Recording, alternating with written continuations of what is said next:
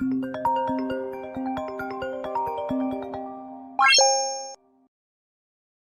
it's your boy Decopbo 2.1.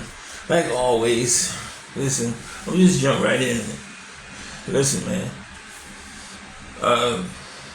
Like always, things start with a question, and when the conversation get good between me and that person, I just share it. Like, 'cause, I realize that the universe don't throw nothing at you that you can't block.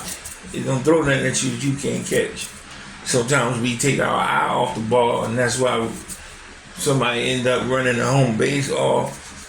We take our eye on the ball, and we wonder why we got hit coming across the field. But the reality of it is, life didn't throw that at you with the purpose of you falling or getting hurt.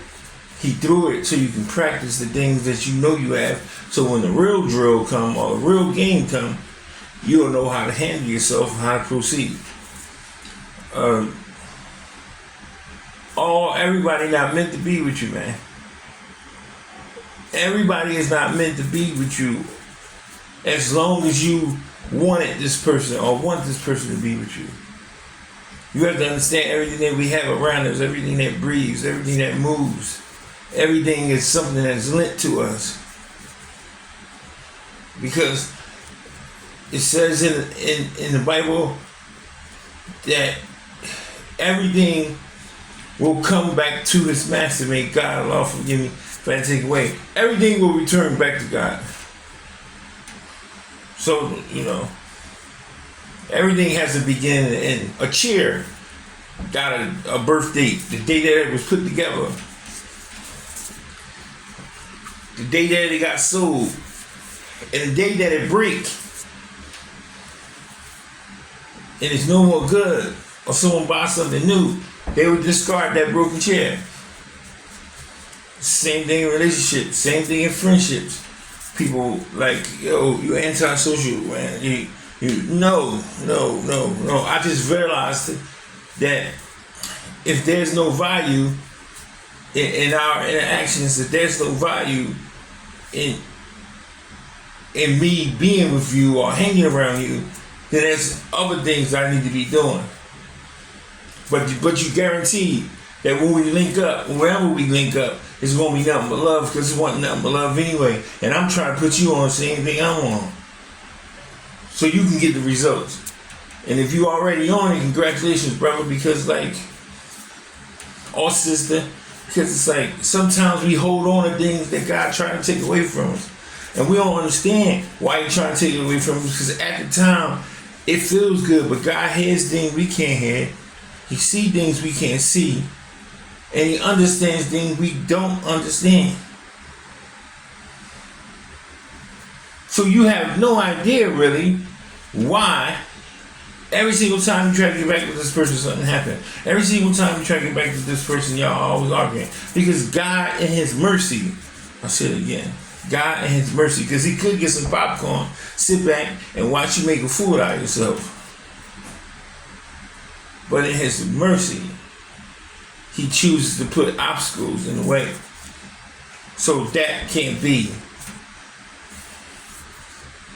But that don't mean everything good that comes in your life should have some type of scrutiny or some type of your witness, like y'all in court and they testifying. No, I'm not saying you put everybody through that rigorous motion, but what I'm saying is, if you knew somebody for 20 years and 20 years they stand on their 10 toes, and and everything they did it to the best of their ability. If they ever hurt you, it wasn't meticulously done. It wasn't planned out. It was just something that happened. Those people, of course you keep those people in your life. I'm talking about new people. Because there's a whole bunch of people that I see on Facebook with 15, 16 people. Y'all got 15, 16 deep. Y'all should be rich already. Everybody put $50 to the pot. Y'all buy a building in half a year. What type of time y'all on? Y'all hanging your fucking money up? Oh, okay. That's what y'all doing. Having fun? Yeah, cool. Yeah, And once again, this thing ain't about judging or nothing. I'm just saying, like, I can't find 15 motherfuckers, 10 motherfuckers. I barely could find 5. That was on the same time I was. Look, what we gonna do today, man? We gonna try to build. What we gonna do? How we gonna make this money work for us instead of us trying to make this money work? I ain't even had 5. Every time I tried to get more, something would happen. Somebody passed away, get booked, this, that, and third. And like, you know, it wasn't until my brother Spook died that I realized that everybody wake up in the morning and the first blessing that you get is to go outside your door and come back in. But that's the very thing that's most important, but that's the very blessing no one pays attention to anymore. Very few people wake up in the morning and they say, thank you, God, for waking me up. They're not going to admit it. I can be the one that admit that I don't do it every single day, but I catch myself, even saying grace when I eat, I catch myself like, oh, this food, I just seen somebody 2 days ago digging in the garbage. Oh, I'm complaining about my bed and my pillows and shit. I'm complaining about my pillow casing being dirty. I just see somebody sleeping on a mattress outside. And later on, I went in the house and it started raining. So God knows where this person is sleeping. I'm complaining.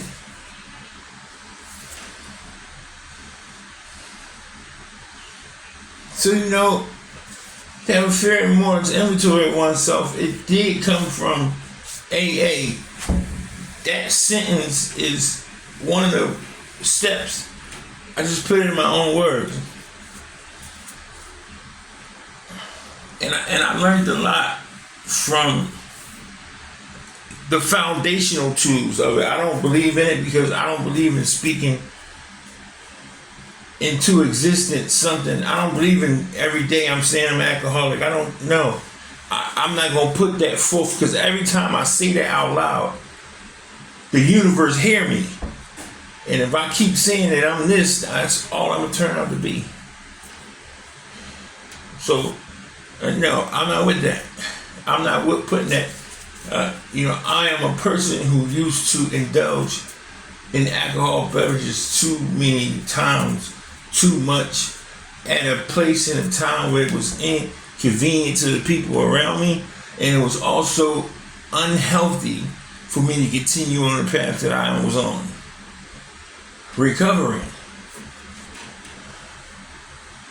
I did not say the recovering part was wrong, because I believe me, it ain't happened yet. But it will be a day that I have a good day or a bad day, and I'm gonna want to celebrate. And the way that I was DNA'd, the way that I was wired, tells me celebration must come with an outside entity. What does that mean? That means I have to be smoking weed or doing something in order for me to have fun. That's because I didn't indulge in so many outside situations, and I didn't indulge in so many outside things that I can no longer find my way through the maze of life to get back to the point where I just made me happy. Walking down the street made me happy. Playing basketball made me happy. Seeing my kids made me happy. See, because when you personalize it and you say, hey man, I'm not talking about this person, that person. I'm not talking about nobody, I'm talking about myself. Like the first thing that I had to do was try to figure out how to have fun again without something else. That was the most difficult thing. Trying to find help when I needed something fun to do. And like they say, you can live like everybody else live, but I'm feeling like I'm in some cage. I'm feeling like I can't go walk down the street. I can't walk around the corner. There's a deli up the street. Wine and Spirit right there on Fox Street. Like I can't really move. I can't be around these things until I realize that what's the difference between being trapped or being in jail on the inside or being in jail on the outside. There is no difference. If you're in jail in CFCF, you got rules, regulations, and you there against your will. If you're on house arrest, your house might be bigger than that jail cell, but all you is in a jail cell. You can't go out when you want to. You can't do what you want to do. You can open up your refrigerator. Now, I'm not saying one ain't better than the other. I'm just saying they're the same thing with different calculations. The only difference is size and little additives. Like you open your refrigerator, you can stay up all night. You can turn your TV on when you want to. You can turn your lights out. Okay, all of that's cool and fine. But walk your behind outside and go past that porch. Go ahead, tough guy. Yeah, it ain't different. Okay, go walk off the porch then. Watch you be in jail the next time if you make it to your appointment, you gonna definitely go to jail or get violated or something, because it was in the rules. And as much as we like to hold on to stuff, we are hoarders. You know that show Hoarder, where people have things in their house and they don't even need it, and then it get real bad and you can't even walk through their crib? That's how we are emotionally. We hoarders. All we can think about is the good times. All we can think about is the reasoning behind, like, being with this person and how this person make you feel. Do you ever think about why you left in the first place? Because if you think about why you left and that changed, then by all means, shoot your shot, take your shot. Maybe that's what God wanted for y'all, to separate from each other for a while, to get to the point where you actually knew that this person was somebody that needed to be in your life. So now you stop playing games. Now you stop trying to cheat. Now you start paying more attention. Now you start paying more attention to what they feel. Now you treat them the way they were supposed to be treated when you first had them. If it's that situation, then by all means, I'll peace be upon you. I wish you the best. But I'm saying, if the thing that y'all broke up for still exists, then you a fool. You going back to the same fire, expecting not to get burnt. And we do it constantly. I know I do. And I ain't gonna lie, if I was single, which means I'm not saying whether I'm single or not single anymore, because people are actually sitting back waiting for you to say something and then praying that it fell. And they might say to themselves, I don't pray that somebody. No, but you make comments that is prayers, and you don't know it because you don't know about the tongue. You don't know about the tongue, so you saying, oh yeah, man, they ain't gonna make it past 6 months. It's just another girl he with. Hey, you would already cursed this brother. You would already tried to put some negative situation inside his universe by saying that they not going to be together or they're not going to stay together. That's why you sometimes got to keep your blessings to yourself. So whether I'm single or not single, I don't even talk about that shit no more. I'm talking about in general. In general, when you got that significant other, you got that thing in your life, and you can't understand,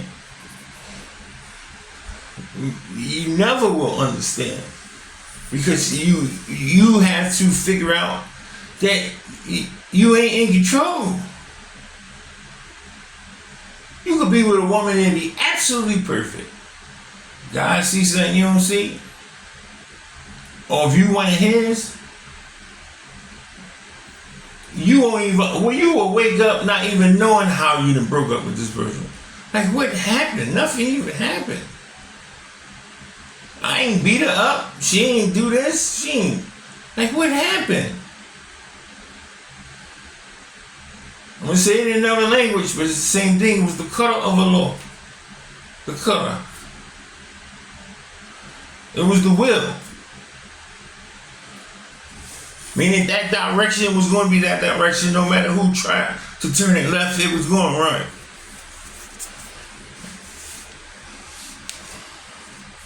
And if I was single, I would.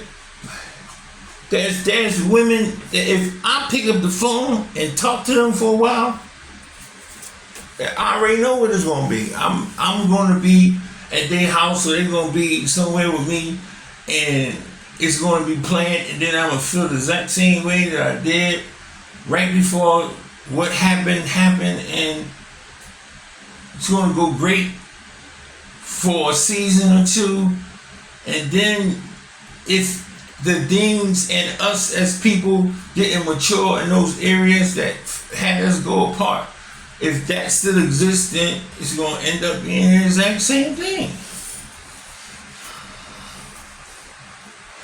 And believe me, nobody wants to hear that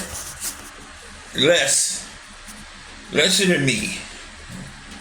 Because there are some women, like I said, that if they called me and I was single, I would be, it would be the fastest fuck friend request.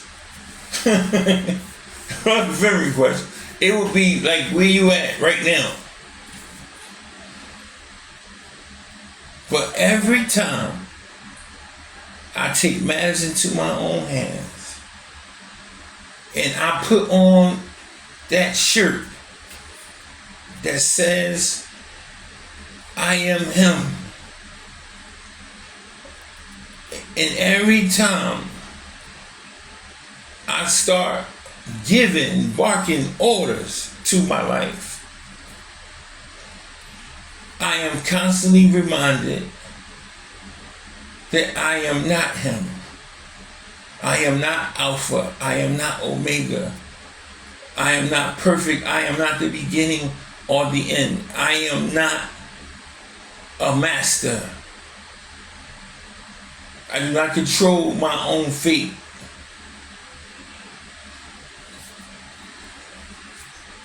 And sometimes, if you really playing around, it's going to be an extremely drawn out, painful thing that you go through that'll bring you back to reality that you're playing God. You are playing God, like you got an ink pen and you writing your life down. And I'm not saying you just do nothing. I didn't say anything about choices. I didn't say anything about choices. I spoke about you making plans and trying to hold on to things that God took away. Trying to, talk your way or walk your way back into a situation that the universe, for those who don't believe in God, clearly said, oh yeah, it's time, we're going to take it. Yeah, it's time for him to move on. It's time for her to move on. Sometimes you the reason that sometimes you are the reason that God is removing you from that person. Sometimes you ain't good for people. Yeah. Let's get it straight. Let's talk about it. Yeah, sometimes sometimes God got favor in that person and like, this nigga ain't for you. Let me go get you somebody else. And I have no problem with admitting that I definitely was not good for every woman that I was with. There were some women who were blessed to leave me at the time that they did. And that's what separates men from mice. Somebody to be able to say that. Because another cat, all he gonna do is go around and tell you about his good times. Only time you gonna see him is when he up. Only time you gonna see him is when he got something to brag about. But they ain't no brothers out here that's willing to tell people what it take. It's willing to tell these young boys what it take. I was talking to one of my youth normality people, and he's 17, and He told me when I told him, when I did the little lecture joint on who left, he said, yo, you know, I went home and did it myself, and 7 of my friends are dead. I said, what? He said, yeah, 7 people that I knew. I said, they died like recently? He's like, no, I'm talking about like over a period of time. And then in the back of my head, I'm thinking, he's 17. And he done already lost 7 motherfucking people. He done lost 7 friends at 17, so how old was them? 15, 16 years old? How do you talk a person into understanding who's 17 years old? How do you explain to that man or that woman that these things were signs and clearly revealed to you that your corner, the people you hung around, the things that you was doing ain't right, bro? And you should be thankful for some strange reason. He saved you. But how do you explain that it's hope?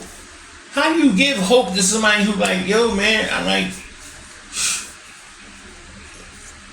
man, that's what it is. Either I'm going to jail getting this money or I'm going to die, but I ain't letting nobody kill me. Like, I'm rocking first. And it's like, you looking like, damn, do you realize what you just said, homie? You ain't even, you ain't even been old enough to go to a bar and get a legal drink. And already you don't care about life. That's the reality that we live in today. And that's why sometimes a lot of people get stuck in that situation where they around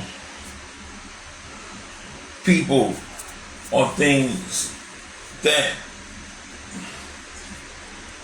they just shouldn't be around. And I'm not doubting any street people. I don't want those street people to think that, you know, I forgot where I came from or you know, I'm selling out. I ain't doing none of that. I'm just saying that there's certain shit that if you on that type of time, I ain't messing with you. No. Because I'm learning, or I have learned the hard way, that the only currency that you have is time. And some of us play with it like we got an unlimited amount of it. So when we around that person that God has taken out of our life, we are wasting time. To the point that when you do meet whoever you are supposed to meet, you're so emotionally damaged, you're so mentally damaged, that you ain't no good for this person anyway. So you end up missing your train.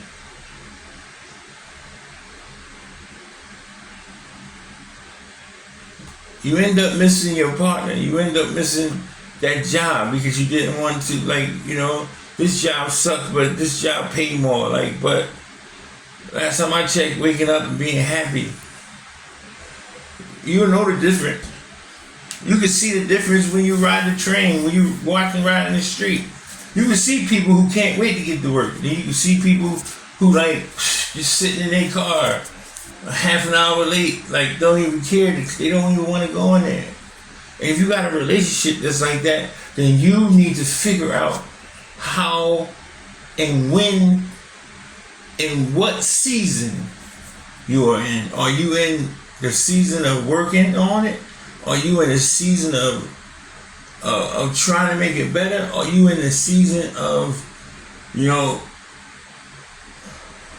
God sent me to help this person? Are you in the season that, you know, you're tired of helping people? Or are you on a season that you have to leave? Packing season.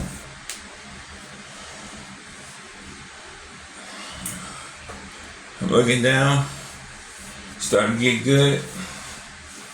But like always, can't listen to all of it. sometimes, I forget that because of my schedule and everything, that I can just sit back and like free my mind and like free my topics and stuff like that. But there are people watching and go to work and all that. And for those reasons, I leave you with a word of encouragement. Nothing that I said will be easy. Don't think that it is. I ain't one of them people who walk around and tell you what to do and tell you it's going to be easy. No, it's going to be one of the hardest things you do. Is to get away from something that you felt comfortable with your whole entire life. Some of these people might have had their hand in saving your life.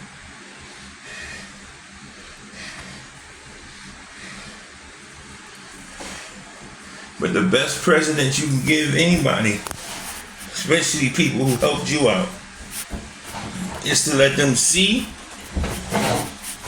or be part of or indulge or eat some of the fruit that they helped plant. It's your boy Decopbo 2.1.